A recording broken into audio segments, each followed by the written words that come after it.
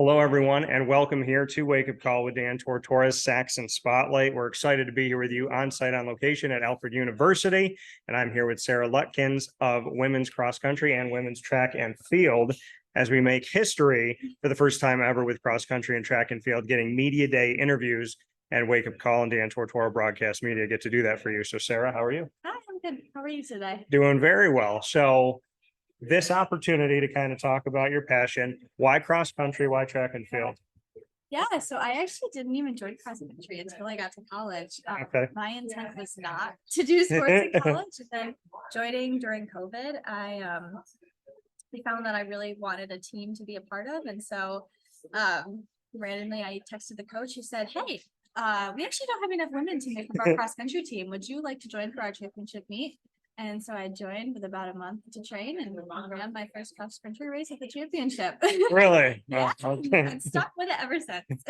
So how crazy was that for you that you didn't know if you were gonna do sports and in college and to just kind of be thrown into it and like you said, ran during the championship? Yeah, it was a lot. It's crazy how you can start something and how equipped our bodies are to just take that. I remember my first day of practice, I ran 7 miles. I looked at the people I ran with after and said, I didn't want. And it's just amazing to me how that can happen and how our bodies are strong to do that. And I mean, obviously you have to train your body to get there. So what are you doing on a normal basis that you can just casually have a day where you're like, oh, 7 miles and I didn't walk at all? So Yeah, it's listening to your body and what it needs. One of the biggest things for college students is sleep. Yeah. Also making sure that you're eating enough and stretching. Oh my gosh, with running, stretching is one of the most important things that you can be doing, because I myself have run into issues where I'm not stretching and then I feel like I can't get out of bed in the morning. So well, it's funny because I stretch before I do any walk or run, and obviously I'm not playing a sport, but I stretch and I'll have people look at me and go, what are you doing? That looks weird. And I'm like, you can think whatever you want to think about how it looks, but I'm going to stretch so that I don't feel awful after I do this and then get in bed and feel like you can't move. So it's like, I don't care if you don't like that I'm, giving a little bit of that because it's going to make your body feel better. So you didn't think you were going to play sports at college, and here we are.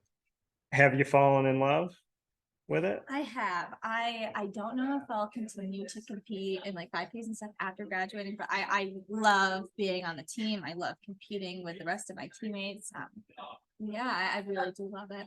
I love the strive too, for striving to reach your goals, and Yeah, that I kind of am a little too hard on myself with some of my goals, but I'm really passionate for this sport. so I'm big on healthy mind, healthy body, healthy mind. How you need both. You need one to help the other and vice versa. How do you live that every day? Yeah, track is such a mind sport as well. I am fortunate enough to have the opportunity to be able to talk with one of our mental strengthening coaches, and she has helped me kind of create a balance between mind, body, listening to what I need. And a lot of the mental strategies that you need with sports, you just need with everyday life. I did an internship this summer where I had to perform by giving a presentation to a lot of the higher levels, and I used the same tactics that I used in running and performing on the track. So yeah, it's just being open and being able to talk through everything you're feeling, both in your mind and physically. And you talked about, having a mental strength coach, not just a strength and conditioning, but a mental strength. What does that mean to you that Alfred has a place that's working on mental health? Oh, I think it's such a strong thing that the school provides to its athletes. Ever since I didn't really feed into it until I started, but once I started, I really found the importance of it. And I think it's awesome that Alfred provides that for its athletes and has funding. Yeah. Why did you choose Alfred? Why did I choose Alfred? Oh my goodness. So I'm a ceramic engineering major, and they have a really good engineering department. I came in as an undecided engineer. Yeah. And so in my freshman year, they had some exploratory courses, and I was able to figure out what I love, and yeah, it's led me well. What are you hoping to do with it? So this past summer, I worked at an aerospace company working on ceramic applications and engines. I really loved that. So I'm hoping to maybe stay along that path when I leave in May. Okay, that's awesome. And if you had to choose again, would you choose Alfred? I think so. I really love the small campus feel. Just within everything I've done and every conference I've went to, every company I've gone and worked at. Having a small school, it's a great networking opportunity. You find people at a lot of different places and they'll be like, oh, you went to Alfred. Oh, you must be smart then. Yeah. So it's really awesome. I love that. You don't get that at a big school and that family feel and being able to be a part of engineering, but sports, Yeah. I wouldn't change that for the world. So if you could pick, going back to kind of like the job of the future, if you could pick anything to work on, what would it be? Oh boy. Like literally. No. So, like, are you talking about with ceramic engineering? Yeah. Oh, I don't know. I really love what I was doing with CMC development, and that's kind of still within its infancy. And so I really think that that's where I want to be for at least the next few years. All right, fair enough. Well, we're gonna play some rapid fire, put Okay. each other on the hot seat, not pre-planned. Okay. You get to ask the first question. Okay. Did you do any sports when you were in college or high school? So I was recruited by my D3 school for basketball. And I was coming off of a high school coach that I was not fond of. And I was a little bit better. And I could shoot, but I'm 5'8". I mean, I'm not a tall guy. So I wanted to play D1, of course, growing up, And I was like, okay, I mean, I can shoot. I hated to run. I like cardio now. Back then, I was like, just let me shoot. And so, I mean, I think I could have pushed myself more for sure, but I played basketball. I still love it. And it's one of the things that I can like totally shut my brain off. If I need a reset, I just go to a court by myself and just shoot in peace. I don't even need music. I need to focus on trusting myself. And then the ball eventually goes in the net. So I would say that. Yeah. All right.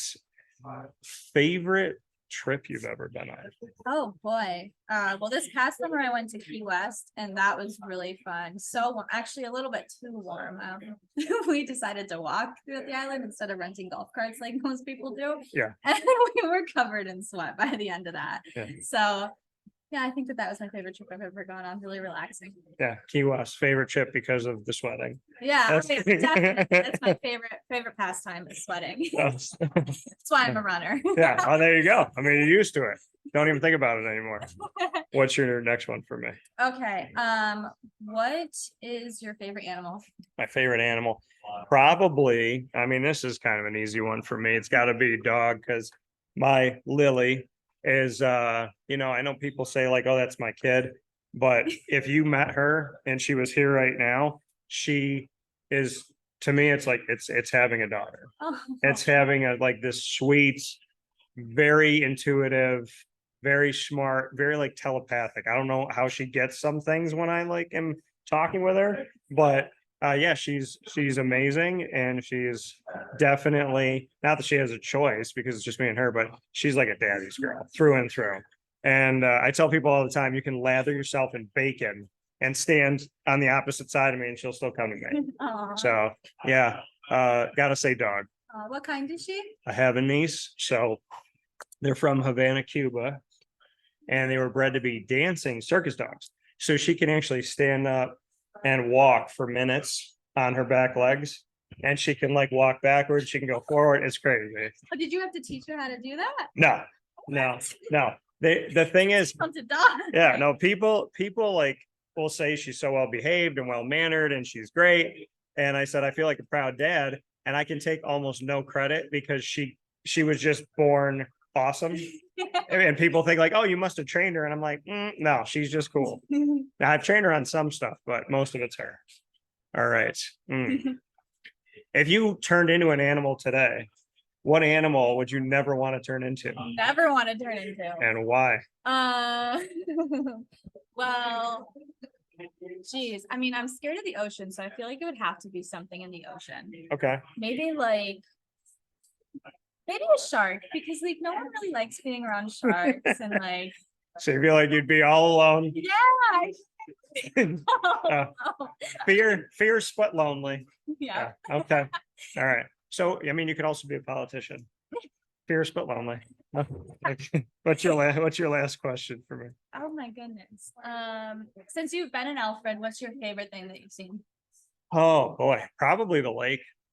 Foster Lake? Yeah, Oh, I haven't been up there yet. probably the lake, because I felt like I walked into like a college movie, and I was like, why didn't I have a lake when I went to school? So yeah, I mean, there's so many things. I probably could pick like really anything, and I'm sure this will evolve. But the lake right now, I'm going to give it to the lake. Wait till you see it in the fall. The trees, beautiful here. That's another reason I came to Alfred. It's beautiful. Wow. I call it upstate New York. I call it Fruity Pebbles when they all change. It's so pretty. So clever. All right. My last one for you, Sarah.